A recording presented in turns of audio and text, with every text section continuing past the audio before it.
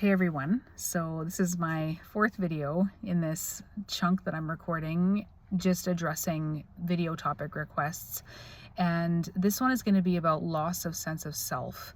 And this is a big topic, or can be a big topic, so I want to just cover it in the best way that I can in this video.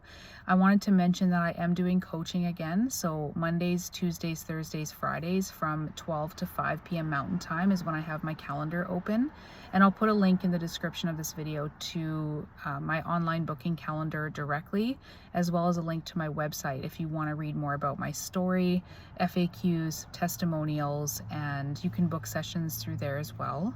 So the loss of sense of self, this is, I believe, like the aftermath of these drugs is very layered.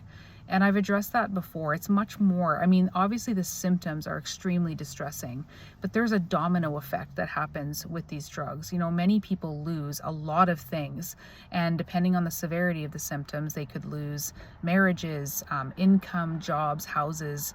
Obviously, like, I'm not saying that to scare anyone, but there are people who experience this. I lost my jobs, my income, my relationship. I ended up on disability. My relationship had other problems, but that was the catalyst to the breakup, was me going into withdrawal and having all of these problems I hadn't had before. And one of the things that can come with that loss is loss of sense of self. And this is, I have this conversation about this topic with coaching clients, and I've experienced it myself. So I'm going to get into it here. So the way that I interpret this and want to speak about it is, I don't know how many of you are familiar with Peter Bregan's coined term medication spellbinding.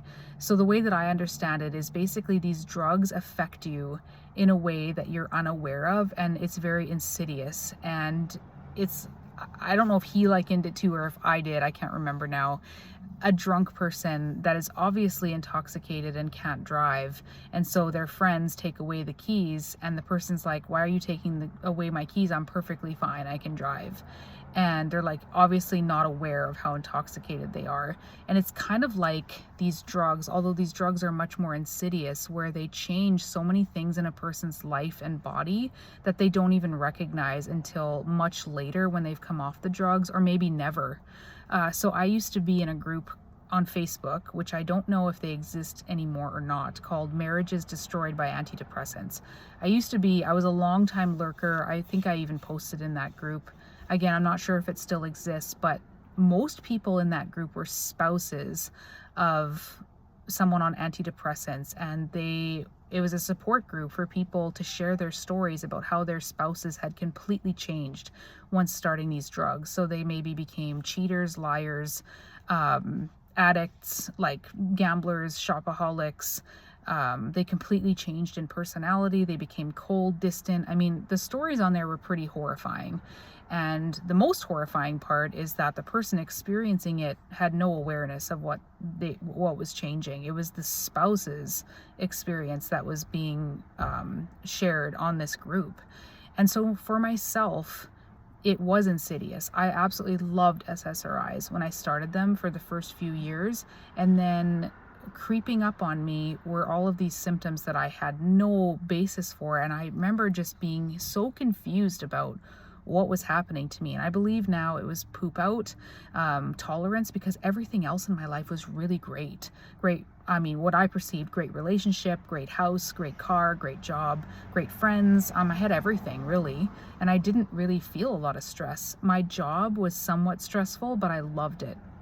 So I just thought maybe I was burning out, but I'm like, I don't know. I've always loved this job, and I had it for a long time. And so that was one part of the insidiousness, but also looking back, it's horrifying. And I was single for most of the time I was on these drugs, except for my last relationship, which, like I shared, ended about a year into withdrawal. And then we got back together and I got pregnant, but that's a whole other story. But for the most part, I was single when I was on these drugs, and I didn't have that person day to day that I lived with saying, what's happening to you? I lived away from my family, and I had lots of friends, but, you know, nobody really ever said anything to me, but nobody lived with me. So maybe they weren't noticing what other people would notice. But in hindsight, I see how much I had changed. So first of all, I became an alcoholic when I took citalopram.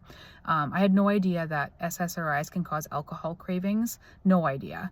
I became very withdrawn and introverted, and that is not me at all. I've always been very social, very active in my life. I've always had lots of friends and multiple friend circles. I've been just an active person, you know, multiple jobs, and just someone very happy and very energetic. I've always been very energetic and kind of bubbly. And I became a withdrawn alcoholic, and I was not making effort with friends. I was becoming numb. And I remember about 4 years into the drug being like, I cannot cry no matter what happens. I cannot physically cry. And I remember noticing it at the time. And around that same time was when I was experiencing sexual dysfunction, and my drinking was getting really bad at that point. And looking back, it's horrifying that someone who's always been very empathic, very loving and sensitive and very caring of other people's feelings, becoming cold, unable to cry, a drunk, just completely different from who I really am. And my friends would comment like, about my drinking and about how much I was drinking, but I was still fun. Like, I was a fun drunk when I was with people. But when I was alone, which I also drank alone, I mean, I was smashing things. I remember phoning my best friend one night and saying that I was the S word. I was going to act on it. I mean, totally uncharacteristic for me. I mean, people could say, well, maybe that would have happened anyway, but this was so far from who I was as a person. It was alarming, again, looking back in hindsight. And just like I didn't have a sense of danger. I mean, I was doing things that were extremely dangerous for a diabetic. I won't say everything on here, but putting my life at risk a lot, and just numb and just feeling nothing except it was like I needed and was craving an adrenaline rush because I couldn't feel anything, which is like an anhedonic response. I couldn't feel anything unless I was drunk or doing something stupid and dangerous. So again, very alarming looking back. And I was a prime candidate for medication spellbinding. I had no idea what was going on with me. I wasn't even aware that these drugs were doing anything at all until about 4 years in, when I started experiencing and like realizing how I couldn't cry, and I was drinking so much, and I ended up in AA, and it was just a disaster. Waking up in my own vomit. I had a strange guy in my house. I mean, just the things that I would never do normally. And I had no idea what had happened to me. I ended up going to the hospital, throwing up in the cab. I mean, it was just horrific looking back. And again, putting myself in very dangerous situations as a diabetic and just as a person in general. And so off from the real me. Anyway, so I come off the drug. I have no idea about withdrawal. Go into withdrawal, everything's jacked up. I have multiple reinstatements, disaster. I end up, on disability, non-functional, just a neurological disaster. Diagnosed with akathisia, movement disorder. My life is spinning out of control. But it wasn't until I really started to recover, which from the time I started my first drug to the time that I started recovering, so I was on the first one for 7 years, came off, was off for 2 years with like short reinstatements, went disastrous, fully reinstated, even though at microdoses, like 2 years off, tried multiple, like 8 or 9 or 10 drugs, more and more disasters accumulating. Finally realized it's the drug all along, quit in February of 2021. November of 2022, I start to recover, feel like I'm recovering, and slowly that sense of self started to come back. And I just was like, oh my God. Like, I remember just having this moment, and multiple moments, where I'm like, I've essentially been asleep for over 10 years and completely disconnected from myself. Like, looking back at the way that I acted and the things I did is just horrifying to me now. But again, it's so insidious that you don't realize it, and you are like spellbound by these medications. So I started becoming like my true self again. And my mom would make comments like, this is the real you, or it's like the old you again, because I started wanting to have friends and be social and active and doing things that I had lost interest in. The only thing I ever had interest in was drinking, for several years. That's all I ever wanted to do. Middle of a Sunday, let's go drinking. First thing in the morning, instead of working out like I had done for years, let's start drinking at 10 a.m. by myself. Again, just totally not me. And I've always been musical, and I'd always been really into working out and social, and I had all these, I love to read, and I love to shop, and I love to, be with friends and people. And I lost like all of that. And as I started to recover, the symptoms abate first. And then, like I've shared before, you rebuild your life brick by brick. And those things, that connection back to yourself, it does come back, and your passions and your true self, because these drugs just, like I've said before, they don't compartmentalize into, let's just dampen down the anxiety, depression. They dampen down everything, your sexual function, your inability to feel any, range of normal emotions. And they really can change yourself and your personality over a long period of time, or even quickly. But that, in my experience, comes back. And now it's like, I feel like I'm standing in a field looking around, even still, and I'm like, what happened to me for a decade? Where did my friends go? It's like I'm just standing in this open field with all of this like space around me, and I have no idea like where I'm going or where I am, if that makes any sense. Because all of those desires to be my true self have come back, but I lost so many years, and I was in like this drug haze, for lack of a better word, for so long, that now I feel like I don't really know where to go. So a lot changed. So where I was living for many years on the drug, I'm not there anymore. I'm back in my hometown, which I had lost connection with for 17 years. I was gone for that long, between multiple cities.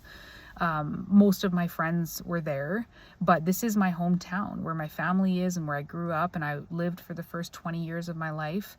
And, now I have a daughter, and it could just be, people could argue and say, well, you're just at an age in your life, you're in your 40s, maybe you just are having a midlife crisis, or maybe you're, because most of my friends back in my old cities, kids are older, because I didn't have a child till I was 40, and maybe this would have happened anyway. But I know deep down that that's not true. It's just that I lost so much of myself for so long, both on the drug and in withdrawal, that I'm still rebuilding my life. Have I regained a lot of my life? Yes. But do I have a ways to go as far as fully rebuilding? Yes, because I don't know where I fit in anymore. I don't have a partner. I don't have my old friends, and maybe I wouldn't even connect with them anymore. It would be interesting to see some of them now, because I don't know if I would feel the same, because I had different hobbies then, which was mostly drinking, and I was different back then. So I don't know, it's hard to say, but absolutely those feelings of your sense of self return, your passions return. Depending on how long you were on the drug, it can be a bit of a navigation to figure out like where you fit in and where your life is going to go next, once you start to recover. But it's still better than the alternative, in my opinion, which is like going back and being numb on the drugs and losing your sense of self completely. And this is a problem, and a lot of people bring this up to me. When is the old me going to come back? When am I going to feel like myself? When am I going to want to re-engage with my friends, my family, my hobbies, my passions?